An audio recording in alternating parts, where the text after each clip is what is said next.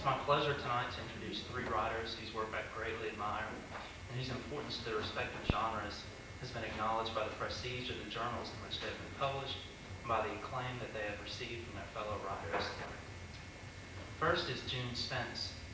The title of June Spence's first book, short fiction, is Missing Women and Others, and appropriately so. These stories are as defined by who is absent as by who is present. Spence seems to have a remarkable gift for what might be termed negative characterization, in which characters whom we never see and never really even hear much about become remarkably real and present to us through the characters whom they have abandoned or mysteriously disappeared from. The characters that actually are present are left to find abstract, distant, or anonymous people to inhabit their loneliness. From Faye in the collection's first story, Other Halves, who in the absence of her unfaithful husband, and still reeling from a former lover's rejection, waits for the soothing racket of her neighbors to ease her into sleep, to Jasper, of the story Prodigy, whose intense alienation is eased by a young violinist's concert on late-night public television, we become achingly aware of the empty spaces in these characters' lives. Aiding her gifts of characterization, Spence possesses a knack for poetry in her stories. Her compression and ear for music not only give the reader glimpses into the complex lives of her characters, but help to make the collection itself, its beautiful lines and lonely characters, linger with us, even in their absence. Please join me in welcoming June Spence.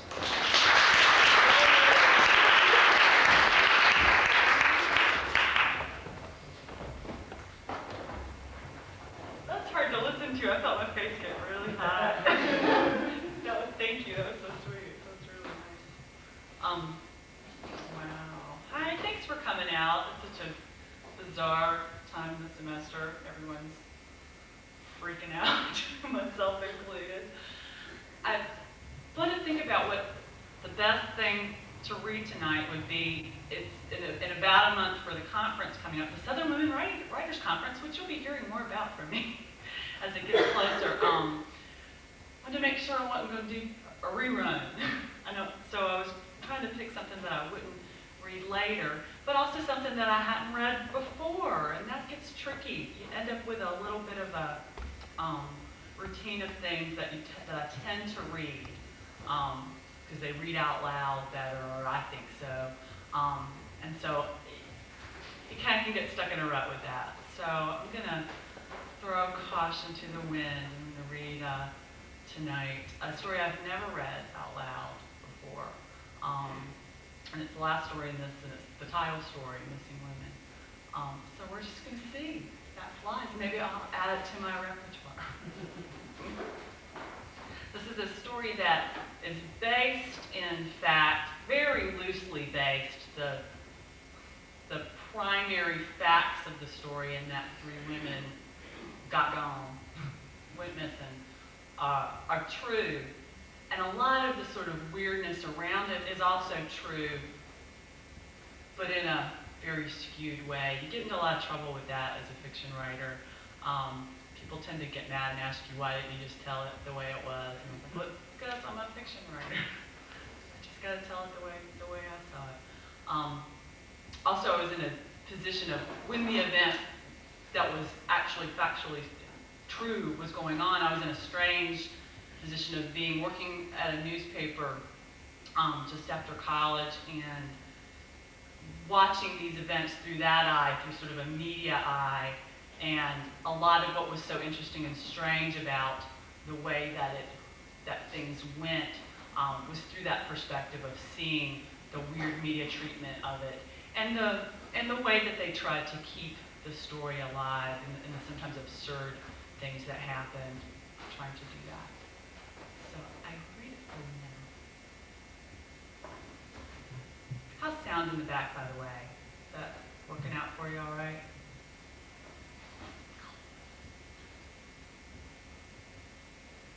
Three women have vanished. A mother, her teenage daughter, and the daughter's friend. Horses and cars left behind, TV on, door unlocked. The daughter had plans to spend the day at the lake with friends and never showed. The phone has rung and rung all morning unanswered. Puzzled friends walk through the interrupted house, sweep up broken glass from porch light before calling the police. Broom bristles, shoe soles, finger pads, smearing, tamping down, obscuring possibilities. Neighbors come forward, vague. It was late, they say. A green van, a white truck seen in the area, trolling. A man with longish brown hair, army jacket, slight to medium build. Down by the train tracks, panties, a single canvas sneaker. Details are not clues. What happened? Police conjecture an intruder or intruders intended to deal only with the mother, to rob or to rape. The girl's arrival was unexpected. Panicking, the perpetrator or perpetrators abducted all three. Haste should have made the abductor or abductors sloppy, dribbling evidence all the way to some lair. But little is found, a single drop of blood in the foyer, but it belongs to a friend. She nicked her finger, sweeping up broken glass. We're aghast at all the friends who tidied up. No alarm and broken glass. Those purses, women don't leave those purses. There's truth and there's rumor. The missing daughter, Vicky, has not been particularly close to the missing friend, Adele, since junior high. They went in different directions. The stocky, glossy Vicky, somewhat of a party girl, her hair bleached yellow-white against iodine skin. Adele, the more academic and wholesomely cheerleaderish one, willowy and fine-boned. Graduation party nostalgia brought them back together that night, when they let bygones be bygones, forgiving the small betrayals. Adele called home to say she'd be spending the night at Vicky's house, the first time in almost 4 years. Her shiny compact car blocks the driveway to show she made it as far as that. And her abandoned purse is medicine Adele must take every day. Early on, this is what worries her parents most. They circle the town doggedly, their station wagon filled with flyers, her face emblazoned on their sweatshirts. Please, if you know anything, anything at all. In a video they lend to the TV stations, she is modeling gauzy, diaphanous wedding gowns for a local dressmaker. With her skirts and hair swirling, her perfect pearly teeth, we feel that she is innocent and doomed. Of the missing mother, Kay, and daughter, Vicky, we are not so sure. Their estranged husband/father cannot immediately be located. Vicky's ex-boyfriend once had a restraining order against him and is taken in for questioning. He is at first sullen and uncooperative with investigators. With grim confidence, we await his confession, but he foils us. A punched time card and a security video corroborate his third shift presence in the chicken parts processing plant that night. The husband/father likewise disappoints. He's not on the lam, but simply lives out of state.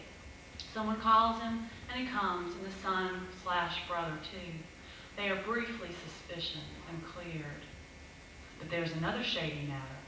Kay ran a beauty parlor with increasingly disreputable ties. Some say she laundered money for drug dealers and got greedy, funneling too large a share for herself. The police deny all this, but we note her expensive taste, the leather in her daughter's wardrobe, and conclude the worst. Still, each of the three might have had her own reasons for wanting to disappear. Kay had maxed out her credit cards and was falling behind in her mortgage payments. Was Vicky pregnant? Some say police found an unopened urine test kit in her bureau. Adele, a consummate perfectionist, was failing pre-calculus. Running off might have been easier to contemplate as a group. The girls plotting new looks in better towns, Mother Kay mulling over the practical details of bus tickets and low-profile jobs. We cannot rule out anything, but the strongest current is foul play, not this gentle fantasy of escape that we all have entertained. 72 hours pass without a trace, and the search kicks into high gear. Divers, slick in neoprene suits, bob the shallow lake as if for apples, rake the algae muck along the bottom. city workers sonar the reservoir. The waters yield nothing, but the surrounding woods still swarm promisingly with hunters and hounds. We admire these hunters who have volunteered to don their orange caps and peer through binoculars, their dogs fanning out ahead and weaving through trees, loyal noses snuffling the ground.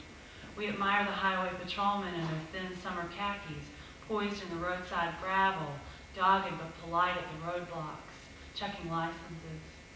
The church women bring pies and fried chicken and cold cans of soda to everyone tired and hungry from searching, and we admire them too. All of us admirable. The way we rally together, we say our community, our women, basking in the evidence of so many heroes lured out by the tragedy, storefronts papered by high school kids with flyers provided free by local print shops, reward donations quietly accruing, information streaming through the phone lines, the cards and letters of commiseration. Surely this abundance of goodwill, mercy, and blatant, selfless volunteerism will prevail over the darker elements that abide here. For there are certain haggard people on the street. There are certain small pockets of immigrants who will not master our grammar, whose children are insolent and fearless. There are certain people who look and sound uncannily like the rest of us. But if you shine a light in their crawl spaces, you might find the difference. Annie might have stared with longing and hatred into the bright windows of pretty blondes. There are leads. A reporter gets an anonymous call about a box hidden in the park containing information about the missing women. The caller will not disclose the nature of this information, will not linger on the line. Police are dispatched to the park, locate said box nestled amid gazebo shrubbery, examine it for explosives, dust it for prints, pry it open to find a map, hastily sketched, of a floor plan. A park official recognizes the U-shape of the building, the tiny hexagonal kitchen and bathroom appendages flanking individual units. Police converge on the apartment building. Excited tenants cluster in the halls as rooms are searched. Nothing. Wild goose chase go the headlines. Police vexed by fruitless search. Again, Adele's parents appear on television. Their anguish chastens other would-be pranksters. But was it just a prankster? Someone who could snatch 3 women away without a trace might then goad the searchers. No person of authority will come right out and say it, but there it is. We feel it, huddled indoors or venturing out in 2s and 3s. A Waffle Hut waitress comes forward. She is fairly certain she served 3 women omelets, French toast, and coffee around 2 a.m. on the morning of the disappearance. They seemed quietly anxious, not like the raucous post-bar crowd she usually waits on around that time. The cheerleader type asked for boysenberry syrup, and when told there was none, sank into a sullen lassitude. A Super Dairy Quick Mart clerk comes forward. Around 2 a.m. on the morning of the disappearance, a woman resembling the missing mother burst into the store abruptly, asked if he had seen the 2 teenage girls, and stormed out when he said he hadn't. She sometimes bought cigarettes there and milk in single-serving containers. The graduation of party attendees are questioned further. The 2 girls were spotted leaving the party together variously at 1 a.m., 2 a.m., and 3 a.m. The hostess thought she heard them arguing in the bathroom, something about a borrowed necklace. The hostess's parents said both girls were polite and charming, but seemed troubled. The hostess's boyfriend saw them hugging on the lawn. Others said the lawn embrace was a brawl. Vicky had Adele in a chokehold. Or Adele held Vicky while she vomited malt liquor onto the zinnias. Unless it wasn't those 2 at all. The salutatorian has his doubts. At around 1:30 a.m., he says, he was sitting alone on the back patio. He had turned down a joint only to have the smoke blown into his ear, leaving him giddy and fretful and confused. He is going to Yale in the fall, and the prospect was then lying heavily on his mind. Now he feels relief and delightful anticipation of leaving. But that night, he brooded while the full moon silhouetted 2 figures dancing together on the lawn. The salutatorian watched in darkness, Two moving bodies he could identify as female only by their shapes, the pitch of their laughter. It's possible they kissed or merely whispered. He is pale and stammering in recall. Police seize his journals but return them the very next day, dejected. His nervous intelligence seemed so promising, a budding sociopath, but his journals hold only the sex-obsessed ramblings of run-of-the-mill adolescence. May 5th would absolutely rut Bethany R. given half a chance. Tits like grapefruit, and she smells like bubblegum-flavored suntan lotion and sex. The time is ripe for confessions, so people start to confess, as if in fits of misguided volunteerism. Some march right into the police station or the newspaper editor's office. Some hold press conferences. A man calling himself a freelance private eye and soldier of fortune says he helped the women conceal their identities and relocate. To where he is forbidden to disclose, but rest assured they are alive and well, enjoying lucrative careers in finance. A youth, generally regarded as troubled, leads police and reporters to an empty culvert, a deserted rail car, and on a hike through acres of abandoned field. Someone claiming actually to be one of the missing women comes forward, but will not specify which one she is. She resembles none, and is vague about the other two, saying only that they ditched her. Her parents convince her to recant. A group calling itself the Urban Tide says they have taken the women hostage in belated protest of the U.S. invasion of Grenada. They are revealed to be performance artists living off college fellowships. They say their intention was to tweak the media and thereby tweak collective perceptions. There's talk of dismantling the university's theater arts program altogether, which is hotly debated until the diversion of Vicky's ex-boyfriend's appearance in a television interview. He reaffirms his innocence and describes their first date. They had agreed to meet at the football game. She had not permitted him to kiss her that night. The first thing he admired about her was how she blew smoke rings, like she was 40 years old or something. They dated for 2 years and got pre-engaged. She loved red hots, and for him to knead her shoulders after a long day of school and sweeping up at her mother's shop. The restraining order grew out of a misunderstanding, he explains. He was a jealous guy, he admits. She could be sort of a flirt, but no more than that, he's careful to emphasize. No speaking ill of the missing. He has grown up a lot since then, he swears, and in a pre-taped clip, his former guidance counselor agrees. What's next for this wrongly accused young fellow who has stolen all our hearts? He's studying for his general equivalency diploma and plans to enter technical school. Weekends, he fishes with Dad and brothers. Lovely Adele has, we must be careful with what tenses imply, no boyfriend. She seemed unapproachable, schoolmates say. Boys were intimidated by her height and her perfect smile. She carried herself as if maybe she thought she was a little better than everyone else. We detect the trace of a smugly superior smirk in her wedding dress video. Her parents start to seem a little too perfect in their televised worry, forever circling the town, meeting with the police chief, presiding over candlelight vigils. We can't help but wonder, don't they have to work? The friendly wood panels on their station wagon begin to come across as less than sincere. When Adele's face appears alone on a billboard and a separate award fund is established from her college savings, we say they are elitist. Someone rents a billboard featuring only the faces of the other two, and passers-through unfamiliar with the case think they are unrelated disappearances. The paper still presents them as a united front, the missing women, and prints their photos side by side in equal rectangles. The rectangles have shrunk in size, though, and are delegated to the B pages, except on Sundays, when a summary appears on the front page featuring the best of the tip cards and the psychic du jour. In the absence of verifiable fact, reporters track the psychic's emanations and contribute wispy, artful meditations on the nature of truth itself.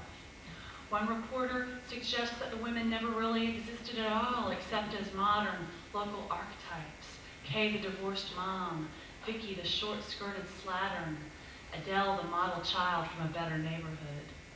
Cruise any strip mall in town, he muses, and you will see several of their ilk. Subscriptions to the paper take a nosedive until the reporter resigns and a larger format, full-color TV schedule is introduced. How we are holding up. Summer presses on. August flares. As the ringing phones wane, crime line volunteers drop off reluctantly, like rose petals.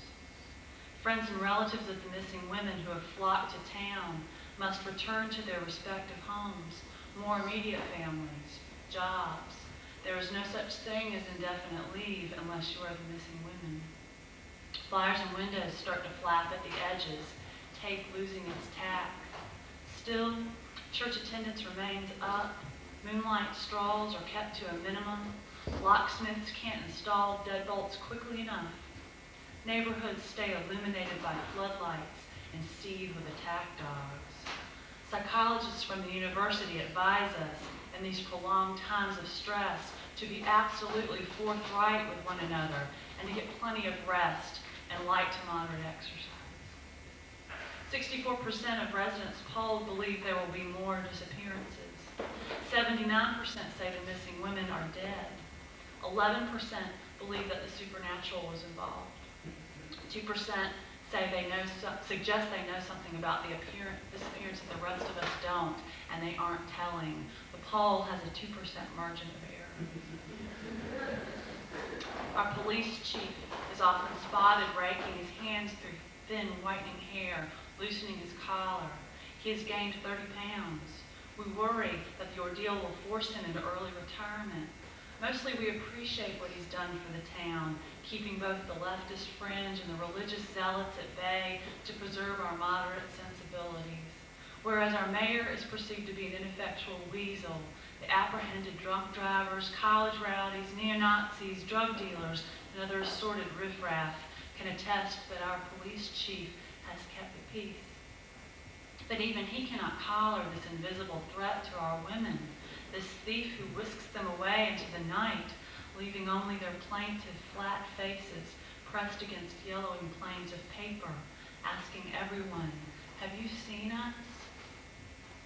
August simmering down, the newspaper finally succumbs to investigative inertia. No news is no news. They've been carrying the missing women for weeks now, without a single new development. Journalism must prevail. The women's photos are stricken from the beat pages. Without the newspaper's resolve, we let the county fair distract us, then a strike at the chicken parts plant, then the college students coming back to town. There's talk of rebuilding the stadium. We have our hands full. The mayor orates, finally. This tragedy has torn at the heart of our community, he says. We are shocked, saddened, and bewildered, he says, grappling for clues, desperate for answers, neighbor pitted against neighbor in suspicion and fear. We are momentarily tensed by the drama of his speech, but he is voicing sentiments of weeks ago, belated coda. We've gotten on with it. That's his problem, no finger on the pulse. He's slow to evaluate, even slower to act. We resent his jowly, bow-tied demeanor. He proposes a monument in the square, a small gas torch that will stay lit, eternally vigilant until the women return. Donations trickle in guiltily. From this, the newspaper enjoys a brief second wind of missing women coverage. After the press conference, there are additional quotes to be gleaned from the mayor, the locally available friends and family of the missing, and the major contributors to the gas torch. There's even a statement from the fire marshal attesting to the relative safety of the proposed monument. The newspaper's cartoonist, known for her acid social commentary, calls attention to the downtown homeless by drawing bums and bag ladies toasting skewered rats over the torch's open flame. It is generally derided as tasteless, and the editor of prints would announce to an apology under corrections, saying, "We regret the error." The cartoonist resigns under pressure and files suit. She donates part of her settlement to the torch fund, part to the soup kitchen. There will be other occasional flare-ups. Adele's parents will reemerge woefully from time to time, but in retrospect, we will see that it was here the story's last traces turned to ash. And what of the missing women? They do turn up, but only in dreams. We're at a party, and though the dream seems intended to air private anxieties, we find ourselves naked in a room full of people. There are the three of them, lingering over the bean dip. Or we walk into an alcove filled with light to see Adele in her wedding dress, spinning, her face aging with each rotation, the smile lined and straining, G-forces undulating her cheeks. Or from the reception area of her beauty shop, we watch Kay cutting hair that drops in soft heaps, the yellow blonde hair of her daughter, black at the root. Or the girls are wearing graduation caps and robes and clutching scrolls. The scrolls are not diplomas, but maps of their whereabouts. They offer us a peek, but when we lean in to look, they pull away, snickering with teenage disdain, and vanish.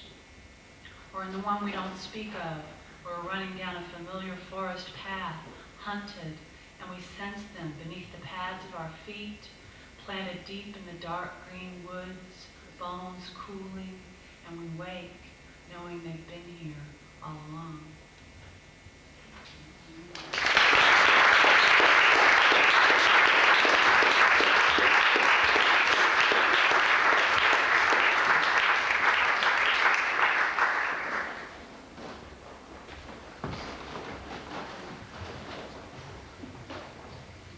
Next is Dr. Sandra Meek, who's an assistant professor of English at Berry, has published poetry in such prestigious journals as the Kenyon Review, the Iowa Review, and the Black Warrior Review. Meek's poetry is one of compression, language pared down to its essence, never reducing poetry to simply an experiment or a linguistic exercise, nor to a confessional outlet. Her poetry seeks to unify the diverse influences of postmodern and narrative poetry. There is a definite self speaking in all of her poetry, yet it always exists within language and in contemplation of it. Meek's poetry shows us that we live so often in a state of elaborate misnaming, seeking a way to exist through the self's connection with things other than language, the body, nature. In the end, though, she shows us that our selfhood is really a system in constant flux, informed by all these things. They are not bits of stray threads after all. Each line leads to the next, forming the complex and beautiful existence that we know. The most appropriate metaphor for her poetry is music, constantly in flux, repeating patterns and images, but like a Bach fugue, seeking out new variations and counterpoint. For her, language, like music, is a fluid and echoing medium. Please join me in welcoming Dr. Meek.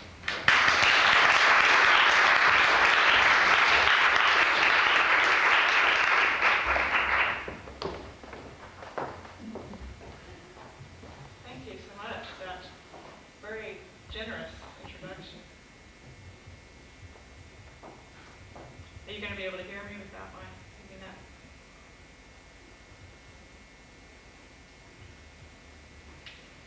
The poems that I'll be reading tonight are from a manuscript entitled Nomadic Foundations, which largely comes out of my experience as a Peace Corps volunteer in Botswana, Southern Africa. The first poem that I'll read is a kind of response to a comment an acquaintance in Denver made, and you'll hear her voice enter the poem briefly, that wouldn't it be nice to live in Africa and wake to gazelles outside your window every morning. I found this a particularly strange comment for her to make, as she had actually traveled in South Africa. So this poem, by evoking the daily life that I experienced in Manyana, the village where I lived in Botswana, where for more than 700 mornings I never did wake to gazelles outside my window, although there were goats and chickens and sometimes cows.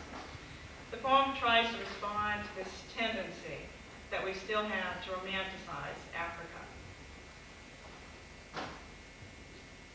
reply without gazelles. A month for funerals.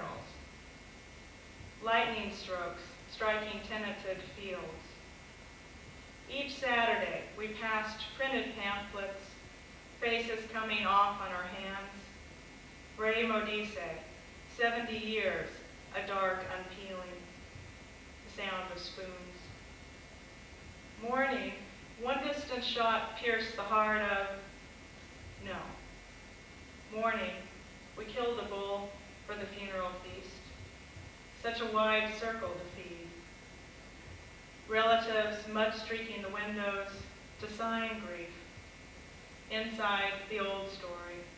The black-wrapped widow shaving children's heads. Scalps flickering, smooth bones turning, a loose socket, blank new world, the too familiar room. What it's like without. Women wake in the borrowed soldiers' tents, nursing candles. Men by the fire. Separation, small lights in the night, cries of crowned plovers, this old habit of naming. What's it like to wake to gazelles every morning? Tell me about Africa.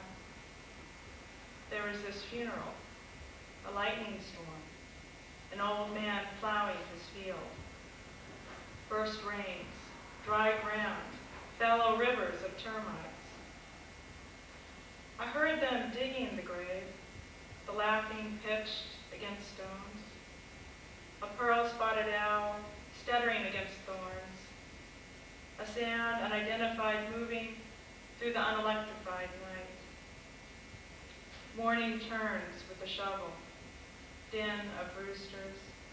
The sun in a tin basin, we washed off death at the gate each Saturday, how we ate and ate.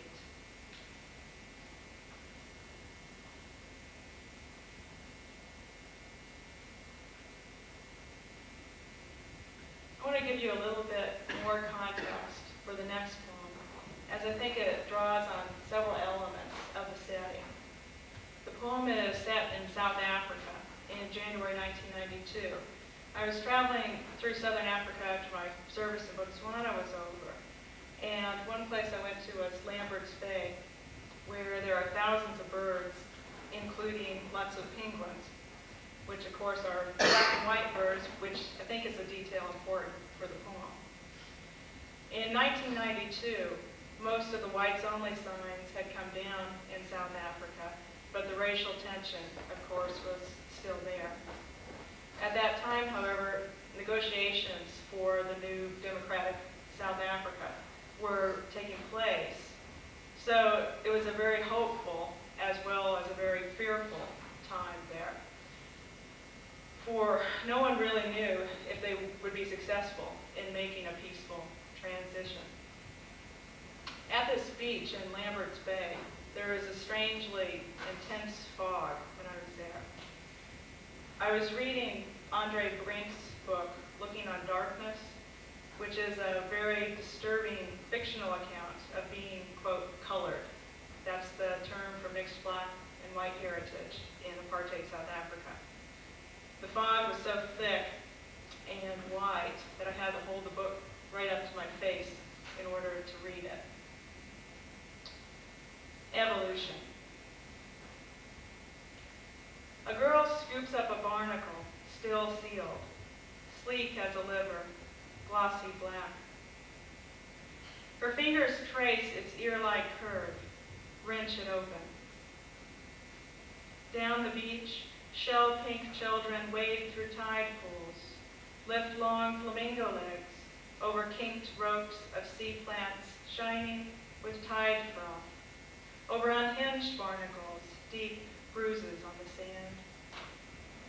She drops the shell-winged body, foaming, to the beach benchmarked by the tide's endless starting over, erasing the margin of regret. Yesterday, I saw nothing but fog, the last wintry breath of every creature on earth, or all the dead risen, clouding the blue mirror held over the pale lip of sand, or or the barrier of my own breath, that pearl wall. She drifts until the cloud of her body dissolves into sand, until we are not the skin, not flesh tangled with fishing line nerves, feathery weeds of blood, but petrified foam, drifting the tongue of rock, alive with birds, pale Cape gannets, dark cormorants, penguins, taking the first wobbling human steps to shore.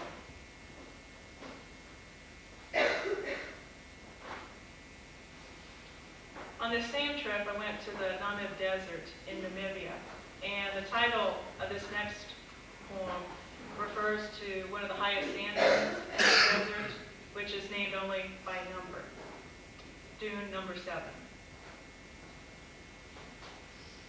To hold some small circle of darkness over you in all this stunned light, you spread the raincoat above you, a stork's wings umbrellaed open. It is a long climb up. What is never the same. The wind changes. The spine of sand slips into the body, the slope of how things were. I crouch inside the wind's half-cave, the socket of sand. If I could stop this breathing, I could hear miles, the lagoon of flamingos pausing on one leg, then the other. At the top, you see miles of sand laid out, the tar road, its broken white pulse, and sometimes sand blown over, erasing the way out. I think we will never leave. I think we have always been here, wandering this crushed bone.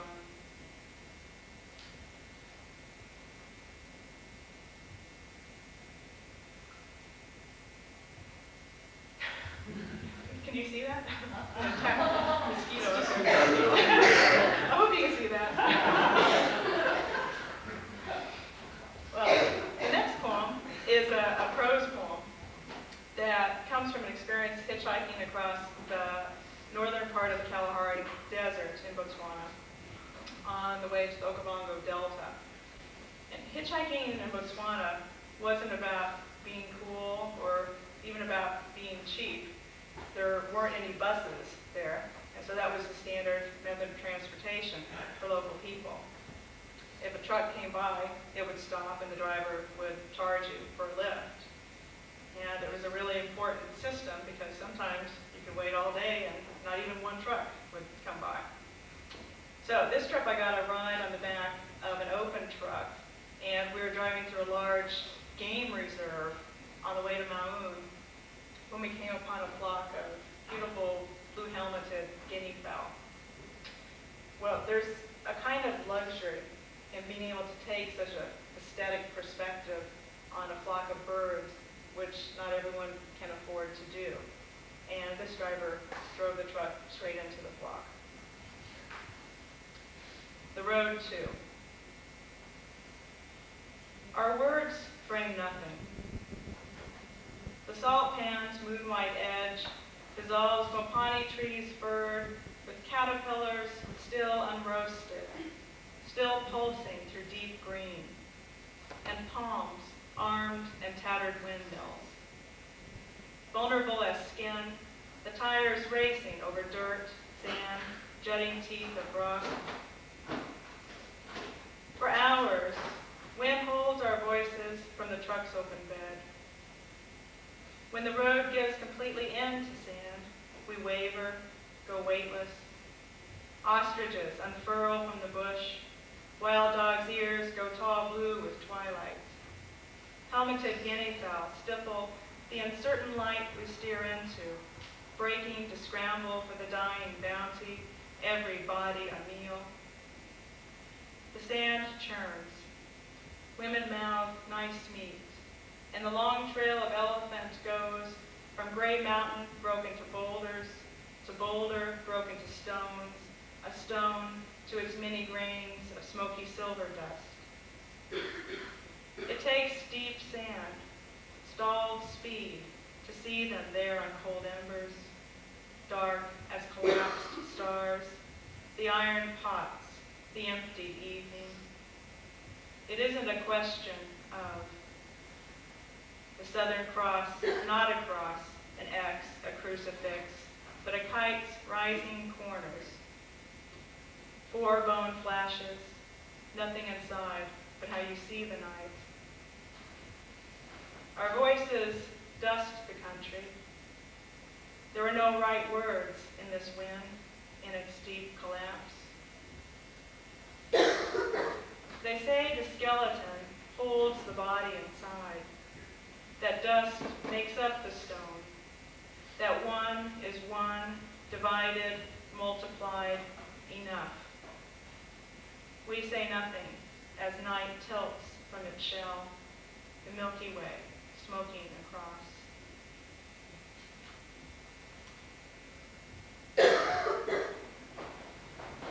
Several of these poems, including the next one, have to do with memory, and particularly memory's failure at recovering the real. Lake Malawi, the setting of the next poem, is a huge lake that makes up a large part of the country of Malawi. And the lake itself is a nature reserve filled with incredible amounts of freshwater tropical fish. The Shakespearean names in the poem aren't allusions, but refer to 2 young brothers who cooked lunch for the occasional tourist on an island in the lake. Forgetting Lake Malawi. Fascinated by rainbows, Duncan kept drawing the tropical ones onto the wooden lip, each a razor of color. Macbeth, his brother, boiled the rice blue, a few broken grains droning upwards to the light. What makes clean swept bodies rise again? Muscles tensed, no longer towards sinking, unboxed, unribboned lungs.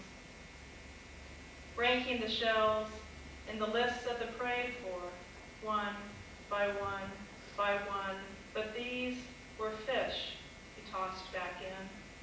This meaty angelic light, rice, the taste of starved chicken, paper on the bone, and the boy still crouching in the boat, waving in smaller and smaller arcs at my rooted life, this rocked shore.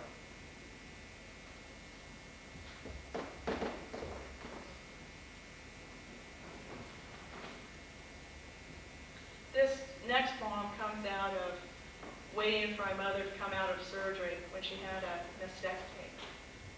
The imagery, though, comes from southern Africa, Lesotho and particularly Namibia, which had recently won its independence struggle. Namibia had instituted English as the new national language as the least offensive and divisive option, despite the fact that only something like 5% of Namibians even spoke English.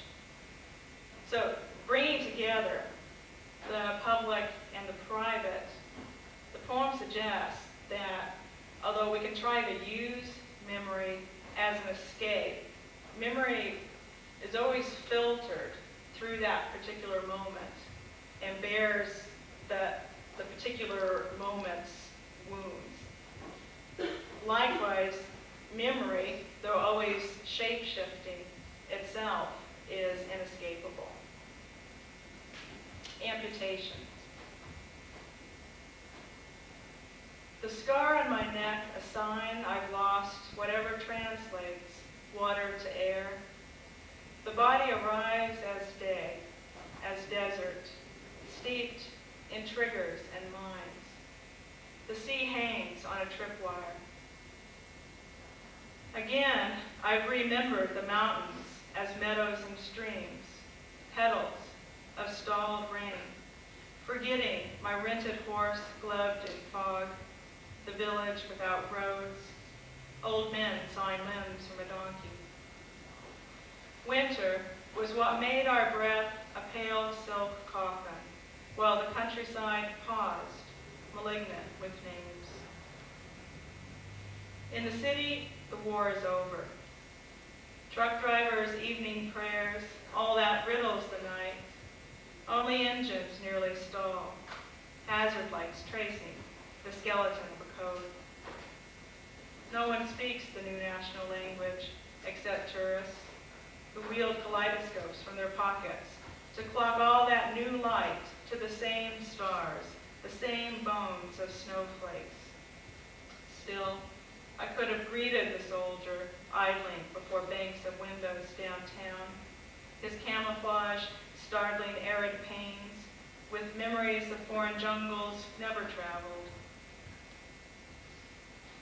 No disguise for domestic wars, no instrument for abandoning the history of the body. Because I too was hungry and could not speak, I crouched in remembered grass, watching an old man saw limbs from a donkey. Red birds stammered the blades, skipped beaks, sudden wings. Evening, they would roll your stunned body into this room. All day, waterfalls arrived as gray needles, the smell of deep falling.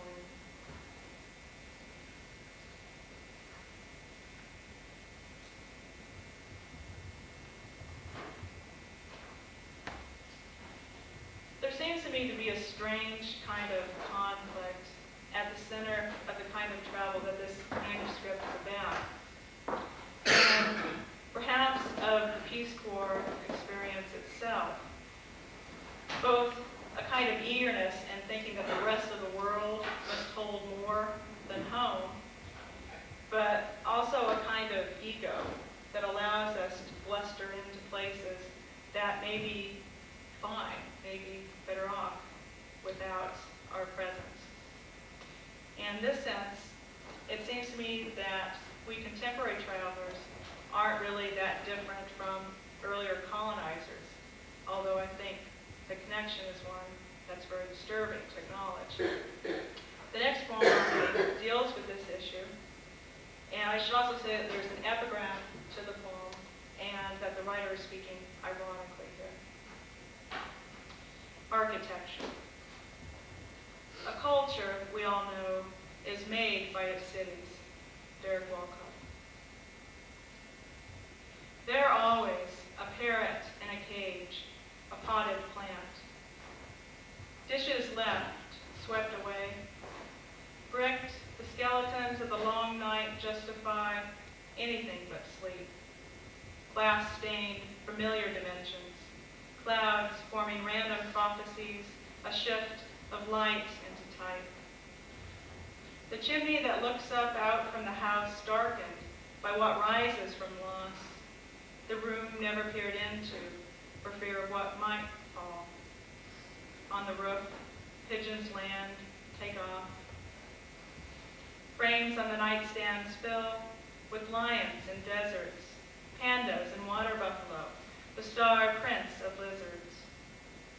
Stone, we all know, is what made the cathedrals last. This is what held us together in the whiteout of day, in the one room of the mind. The height of our buildings meant. So we traveled, reinventing ourselves as beacons. The city became a physical forgetting what could happen in a single low-ceilinged room. Distance made the skyline a kaleidoscope on pause, smoked glass held as steeled, repeated chimneys. If memory has always become too small a place to live in, why do we keep meeting each other stooped in the open streets mornings? The caves of our eyes filled with embers and stray green feathers.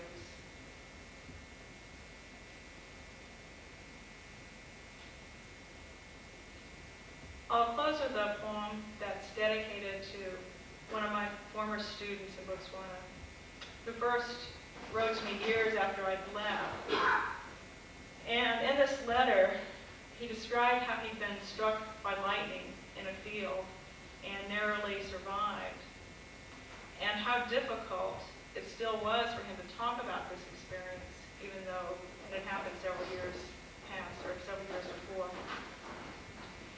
Well, we may not have all had such a dramatic experience. I think we all have some private history, some part of the self that we find difficult to acknowledge, as he did. This poem is dedicated to Kitsoyabone, which is Setswana for their knowledge. Half-life.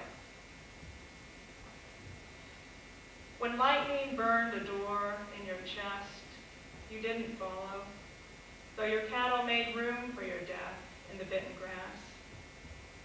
All night you refused consciousness, the way I'd back out of my life, those evenings pricked to small lights, abandoning the house on my bicycle, my left arm plaster bent to approach less the shape of a skating blade I had failed. Another object bobbled like the ball that lost its inborn arc at my touch. The winter sky crystallized to the vein at Owl Canyon. Geometric needles of quartz constellating the sandstone wrist I chipped one summer to bits. So the bolt was a revelation. You turn first towards, then finally away, graduating to stamping incoming files at immigration, drifters you know by the blank of paper beneath the names. Kitso, even legends remain tainted by ladders and bandages, someone to carry you, white hospital clock, a machine turned to go. Gauzy details, through which I recognized the silence you took years to break, that atmospheric force ghosting your pen. As I returned to the house with its porch of ruined snow, you turned and walked back into the wreck you came finally to recognize as home, rejecting the white light, its room of shadows. Writing this letter, the lake of ice pitted blue, the blade refusing the purity of silence and grace, the other life turned a mirror to the wall. The page torn by your pen echoes the mountain cracked by that empty vein surviving to this day, the fossil of absence, what you kept closeted in the broken staircase of your ribs on turning away. Thank you.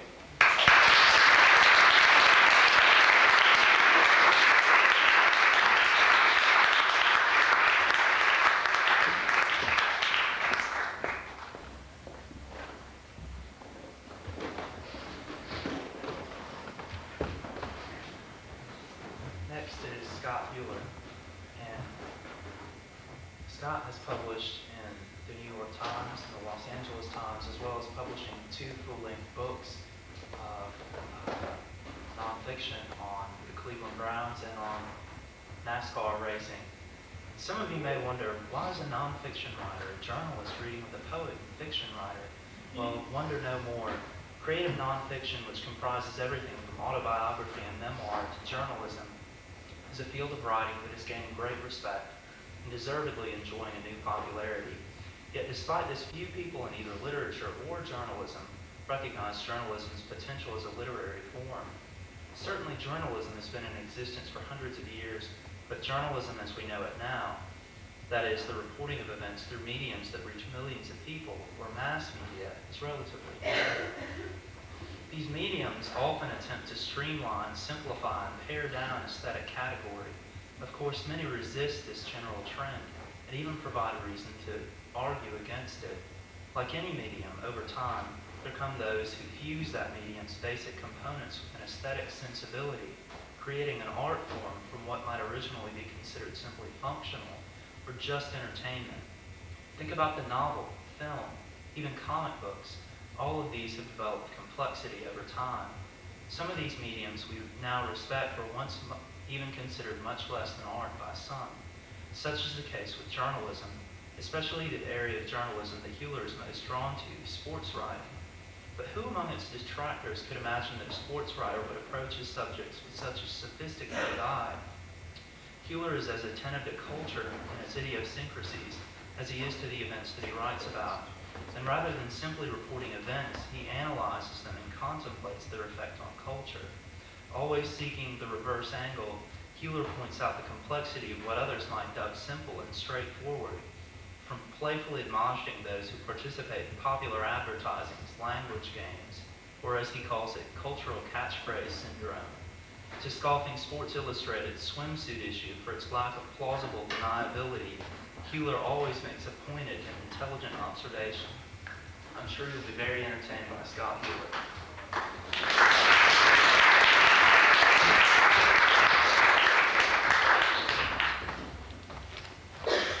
Okay, so much for all that made-up stuff. Let's get some real stuff here. Interestingly enough, I didn't bring you any sports things to read. I thought I would just read you some stuff that I've been working on. I brought two things, one very little, one sort of little.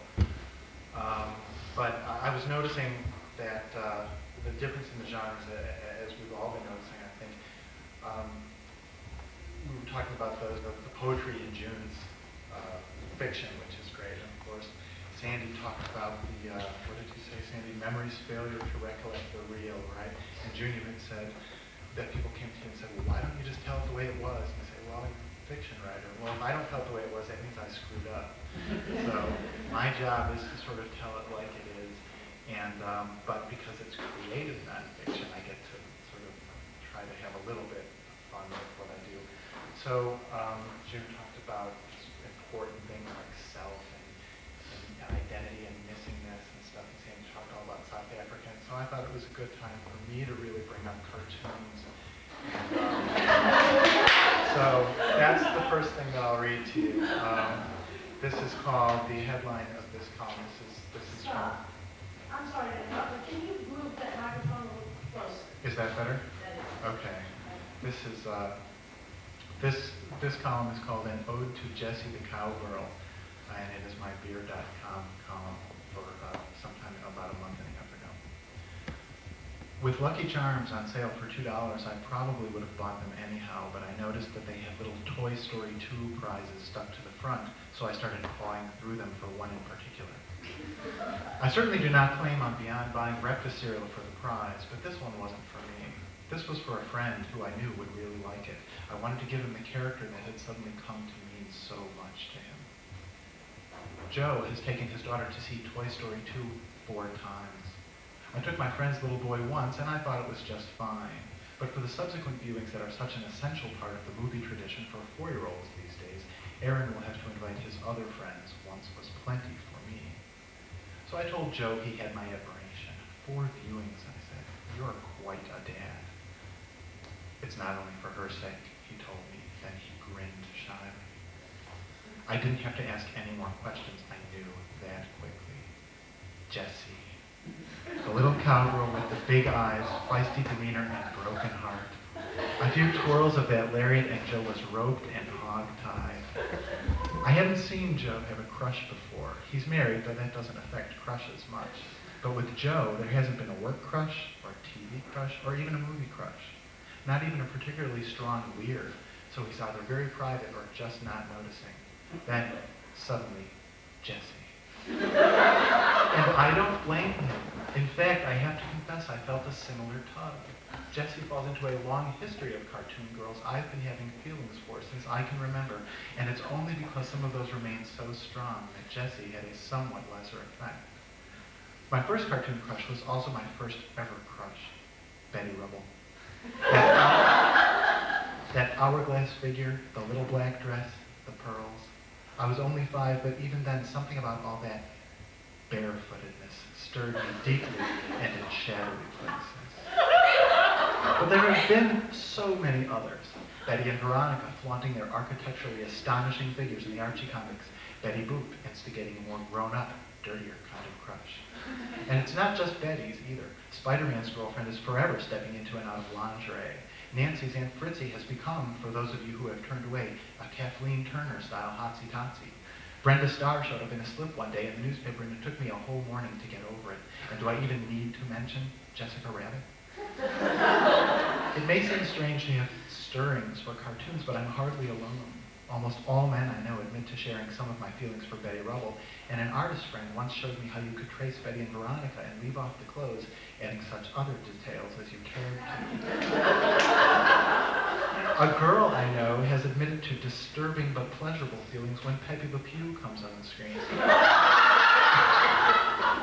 And if you bring up Bugs Bunny and his cross-dressing girl bunny getup, you make money not only for the popular culture professors, but for every therapist in the nation. Cartoon heartthrobs, in fact, may be best of all. With Michelle Pfeiffer or Holly Hunter, after all, it's just conceivable that you might actually run into them at a party, and there's that flash as your eyes meet, and, well, you know. And then what about your life, your spouse, and your children? Nobody should have to make such a choice. But you're not going to run into Jessie the cowgirl at a party, and that enables her to maintain that wonderful, unapproachable perfection that makes for the most satisfying crushes. I'm glad to see Joe enjoying it, and I'm glad I got my hands on a little Jessie prize for him. Most of all, I'm just glad Jessie is on the scene. It's not that I'm unhappy in my life, and I'm not trying to replace Betty Rubble. It's just that, well, as I'd like to murmur into Jessie's ear, it's just been a long time since a cartoon made me feel this way.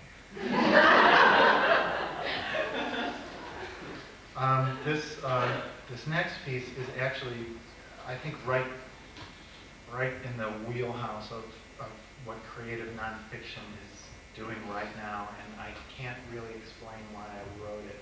And you're the first people to hear it, so I genuinely hope you like it. Well, June has heard it. June liked it, so if you don't like it, you're wrong. This piece is called Scaring Marshall Hartman. I don't defend what we did to Marshall Hartman, and if you look at the matter from the widest angle, you will see that in the end, Marshall Hartman had the best of it by far. Still, we never scared anybody the way we scared Marshall Hartman, and to this day, I take a sort of pride in it.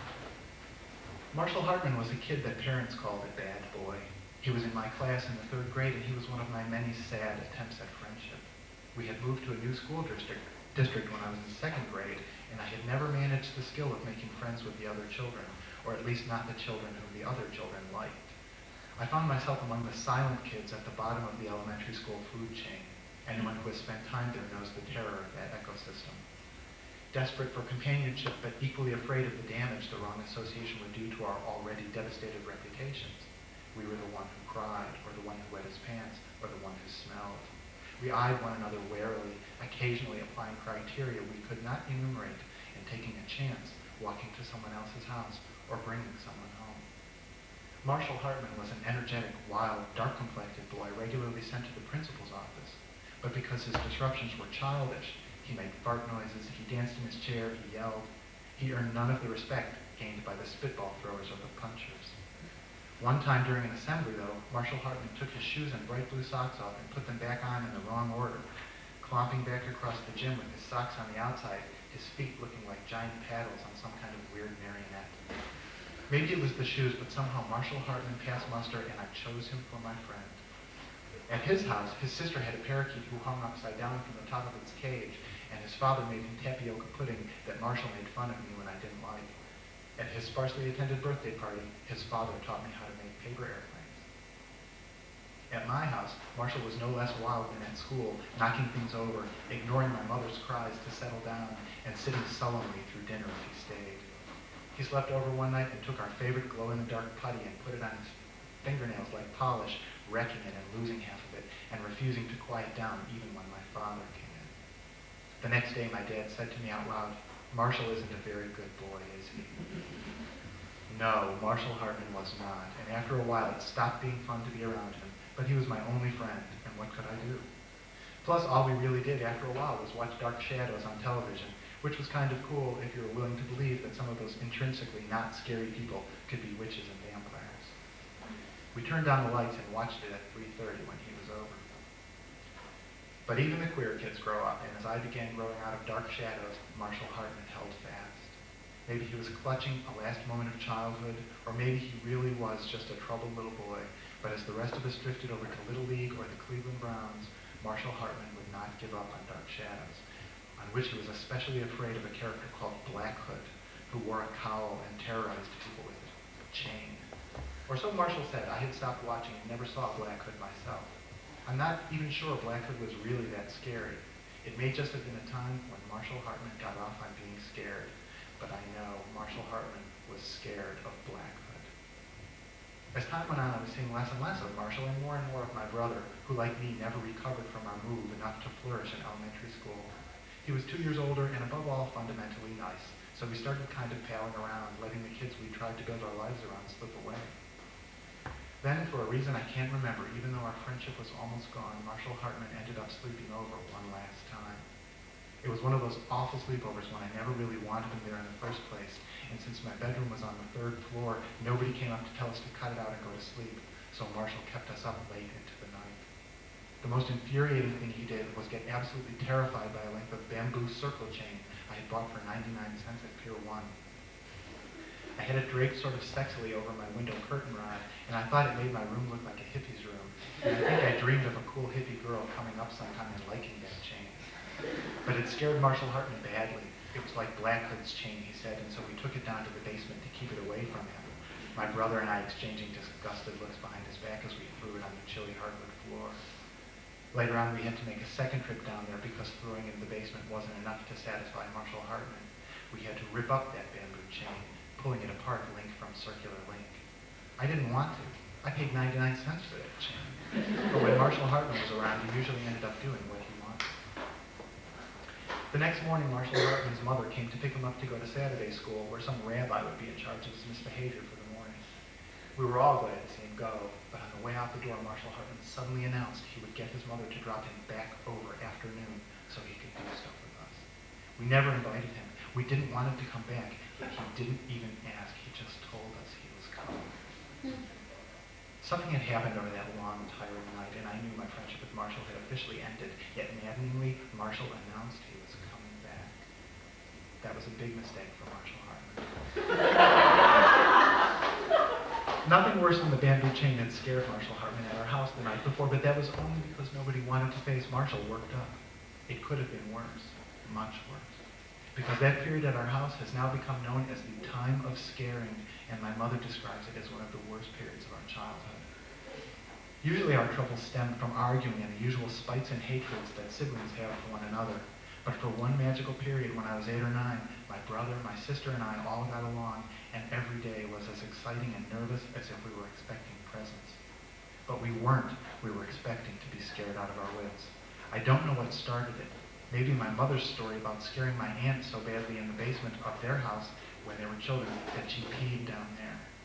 We knew that basement, and we knew our grandparents' scary cement floor, and the story could have excited us. Just the same, might have had nothing to do with that, but at some point, by some unspoken agreement in our house, it was open season on scaring. If I went to the bathroom during the commercial of Bewitched, my sister would hide in the darkened kitchen and leap out at me on my way back to the family room. If my brother took out the garbage, he could expect me to throw open the basement door and shout at him as he came in from the outside. The constant terror increased until we were all nervous as cats every minute of every day, planning our traps and keeping watch over one another in defense. One night, my sister and I, wearing Halloween masks, crept down the carpeted hallway and left hollering into the room where my brother cowered with a friend who was sleeping over, running into and out of the room howling until they almost cried. Another time, my sister hid around the corner of a stair landing and shouted "boo" into my face, and then watched in horror as I went utterly white, clutched at my chest, and staggered backward and fell against the wall. I wasn't faking. To this day, I remember feeling that my heart had stopped, and my sister tells the story almost as ritual, her eyes wide as she remembers my stricken face. Eventually, my mother had to call a family meeting and demand that it all stop. She couldn't stand the tension.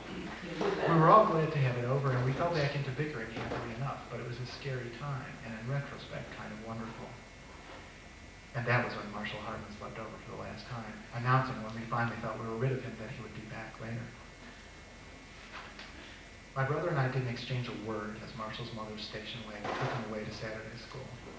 We marched down to the basement and we sat silently as we carefully, even lovingly, pieced back together, link by link, the bamboo circle chain.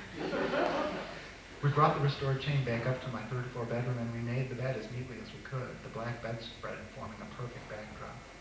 We put the chain on the bed and one of us had the idea to form it into the letter B. I was happy. I think it was my brother who went and got the thread. I don't remember actually planning the thing out. We were just doing it, almost sleepwalking as though we were possessed by some magical and mean spirit we could not even understand, much less name. My brother carefully unwound the thread along the hallway where I had crept to scare him, down the stairs where my sister had stopped my heart. We worked the thread into the second floor carpet, then wound it down through the first floor and all the way down to the basement. We tried it once, twice. My brother had to pull about 10 seconds before the slack thread tightened and the chain began to move. Then we set it back up and we waited. When Marshall came back around noon, I greeted him coolly, then wasted no time and brought him upstairs. As we approached the room, by agreement with my brother, I stamped my feet hard enough for him to hear it in the basement, where he began gathering thread. Marshall saw the chain himself. I didn't have to point it out. "What's that doing back up here?" he shouted. I told him I didn't know. "It's back together," he said. I agreed. "And look," I said, "it's in the shape of a bee." Marshall stared, his eyes almost popping, and then the chain began to move. The only moment my life ever looked like a scene from an R gang movie was right then. Marshall Hartman turned around, arms above his head, and ran down the hallway screaming, "Ah!" He bounded down the stairs to the second floor, and if he felt the taut thread snap, I heard it. It didn't slow him down. Marshall Hartman ran all the way out the side door to the driveway, from which he would not re-enter the house even to call his mother. He walked home. He never spent the night again. By the next year, I had another friend, and we made fun of Marshall Hartman, and he made fun of us. Marshall Hartman became physically mean before I did, and so during early junior high, Marshall Hartman had all the best of it, not only treating me mean, but once out by the running track, starting a fight with me, where I got a bloody lip and torn pants. Marshall Hartman moved away after that, and I don't know what he eventually thought of the Blackfoot events, but I've always suspected there was something of it left over in that fight out behind the school. He never said so, but I've